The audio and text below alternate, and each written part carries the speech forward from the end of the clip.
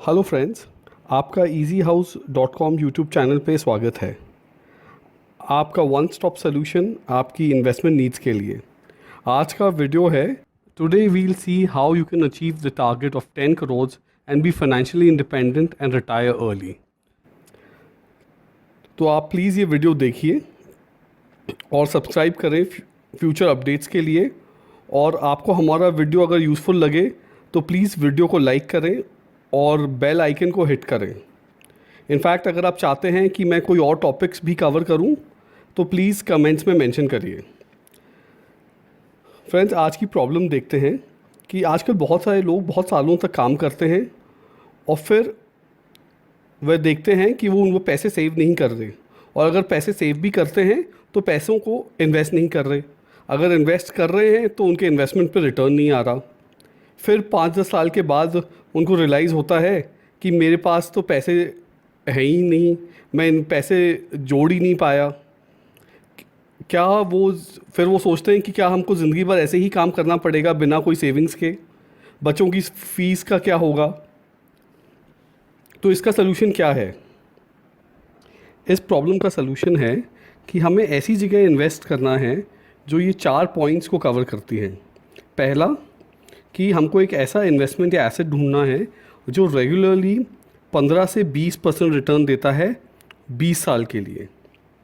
दूसरा, जो एक फाइनेंस का बहुत ही इम्पॉर्टेंट रूल है कि पावर ऑफ कंपाउंडिंग का बेनिफिट आपको मिलना चाहिए इस इन्वेस्टमेंट से।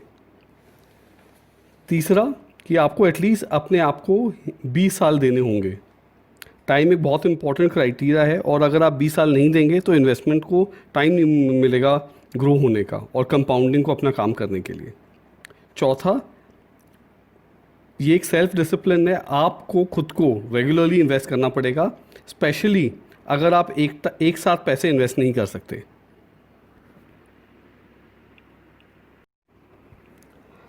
इन 4 पॉइंट्स को सुनने के बाद आप सोच रहे होंगे कि हमें कौन से एसेट्स में इन्वेस्ट करना चाहिए। वेल फ्रेंड्स, इक्विटी ही एक ऐसा एसेट है जो आपको 15 से 20% रिटर्न दे सकता है कंसिस्टेंटली 20 साल के लिए। अब दूसरा क्वेश्चन आता है कि आपको कौन सी कंपनीज़ में इन्वेस्ट करना चाहिए। क्या आपको ऐसी कंपनीज़ में इन्वेस्ट करना है जैसे HDFC है, इन्फोसिस है, जो छोटी कंपनियां थी और वो फ्यूचर जाके बहुत बड़ी कंपनीज़ बन गई, सक्सेसफुल कंपनीज़ बन गई। अगर ये काम आप नहीं कर सकते तो आपको ये काम आउटसोर्स कर देना चाहिए। बहुत ही सिंपल सोल्यूशन है, आप अपने पैसे इन्वेस्ट करिए कोई बहुत ही अच्छे मिड कैप और स्मॉल कैप फंड्स के लिए, और ये स्मॉल कैप और मिड कैप फंड्स आपको 15-20 साल तक अच्छे रिटर्न्स देते रहेंगे, 15 to 20%। पावर ऑफ कंपाउंडिंग क्या होता है? हम अब कंपेयर करते हैं कि सिंपल इंटरेस्ट और कंपाउंड इंटरेस्ट में क्या फ़र्क होता है। अगर हम सिंपल इंटरेस्ट में पैसा डालते हैं तो हमको 100 रुपये का पहले साल मिलेगा, के एंड में मिलेगा 115, और अगर हम उसको दूसरे साल भी रखते हैं तो उसमें भी हमको 15 रुपये ही मिलेंगे। तो at the end of 2 years हमको मिले 130 रुपये, 15 इन द फर्स्ट ईयर और 15 इन द सेकेंड ईयर। तो 15 और 15 को हमने ऐड करा तो जो हमारे जो 100 रुपये इन्वेस्टेड थे उसके हमको मिले 130 रुपये। और वैसे उसी तरीके से अगर हम कंपाउंड इंटरेस्ट करते हैं मंथली कंपाउंडिंग करके, तो 100 रुपये के हमको मिलेंगे 116, और सेकेंड ईयर के एंड पे होगी 100 प्लस 116, और उस पर हम कंपाउंडिंग लगाएंगे 15% मंथली के हिसाब से, तो उसका होगा 134.7573 कुछ। तो बेसिकली एक 130 के बदले हमको मिल रहा है 134। This is the power of compounding, मतलब ब्याज के ऊपर ब्याज। Now let me give you example, like say imagine you invest 30,000 rupees per month for the next 25 years, and you get a return by investing into a mid cap and a small cap company and generate 15% returns per annum. After 25 years, your corpus size will become 10 crores. So that is the power of compounding when you see it in real life as well. So make sure this power of compounding works for you rather than against you. अब देखते हैं कि कौन से mid cap funds या small cap funds में आप invest कर सकते हैं। प्लीज़ नोट करिए कि हमारा वीडियो स्पॉन्सर्ड नहीं है, तो जो हम फंड्स आपको बता रहे हैं ये हमारी रिसर्च पे बेस्ड है।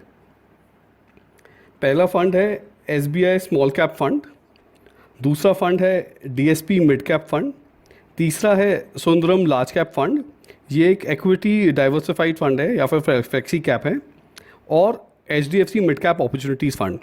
तो मैंने आपको 4 फंड्स दिए हैं, जो जिनमें 2 तो मिड कैप फंड्स हैं और एक SBI स्मॉल कैप फंड है। आप SBI स्मॉल कैप के फ़ंड के अलावा एक दूसरा फ़ंड भी देख सकते हैं, DSP माइक्रो कैप। ये भी एक स्मॉल कैप फंड है, लेकिन SBI का फ़ायदा ये है कि SBI में एक्सपेंस रेशियो कम है, तो आपको ज़्यादा रिटर्न्स मिलते हैं। एक और चीज़ मैं आपको बताना चाहूँगा कि mutual funds are subject to risk, और इसीलिए आपको अपने ऑफर डॉक्यूमेंट्स अच्छी तरह पढ़ने चाहिए। तो दोस्तों, ये था हमारा वीडियो, और मैं एक्सपेक्ट कर रहा हूँ कि आप अपनी इन्वेस्टमेंट जर्नी तुरंत ही स्टार्ट करें। और अगर आपको हमारा वीडियो यूज़फुल लगा है तो प्लीज़ सब्सक्राइब करिए, लाइक बटन को हिट करिए और बेल आइकन को प्रेस करिए। Thank you friends for watching our video.